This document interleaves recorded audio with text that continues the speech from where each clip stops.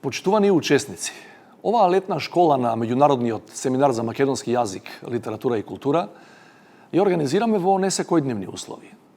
Поради пандемијата од COVID-19 не можеме да бидеме заедно на брегот на Охридското езеро, што било инспирација за словенските просветители Свети Климент и Наум Охридски и македонските природбеници Миладиновци, Прличев и Шапкарев.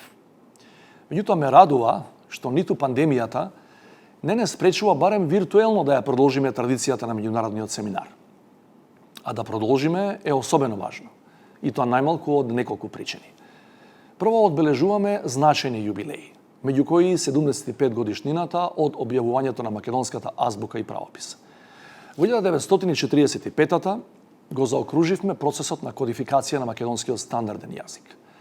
Со тоа, македонскиот стана јазик на образованието, науката и уметноста не само во Република Северна Македонија, туку и на универзитетските катедри и лекторати во Европа и светот. Иако поради неповолната општествено-историска и политичка ситуација, македонскиот јазик е релативно доцна стандардизиран. Неговиот историски континуитет е неспорен.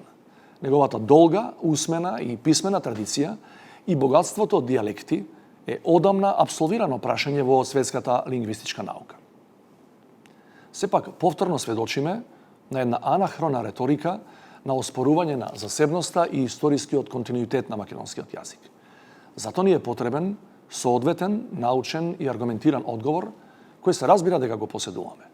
Токму во таа насока се и 4 тома за македонскиот јазик, што неодамна ги објавија Македонската академија на науките и уметностите, Институтот за македонски јазик Крсте Мисирков, Филолошкиот факултет Блаже Коневски и Советот за македонски јазик.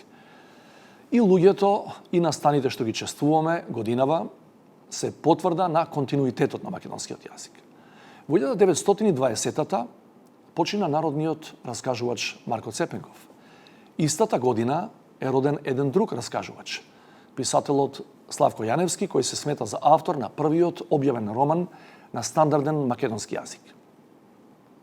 Годинава одбележуваме и еден век од раѓањето на основоположникот на македонската дијалектологија Божидар Видоевски. Тој го втемели овој меѓународен семинар како креативна заедница во која досега учествувале над 5000 учесници од над 60 земји кои имале прилика одблиску да се запознаат со македонскиот јазик и неговите специфики. Ова е исклучително важна меѓународна манифестација и имаше и има голема улога во афирмацијата на македонскиот јазик, литература и култура низ целиот свет. Затоа, почитувани, вашето учество на овој дигитален семинар и желбата да научите повеќе за македонскиот јазик и култура го разбираме не само како ваша посветеност кон научната вистина, туку и како чин на солидарност со македонските слависти и македонисти. И за тоа сум ви навистина благодарен. Ви посакувам плодна работа, инспиративни дискусии, продлабочена соработка и пријателства. И искрено се надевам и посакувам наредната година да се видиме во Охрид.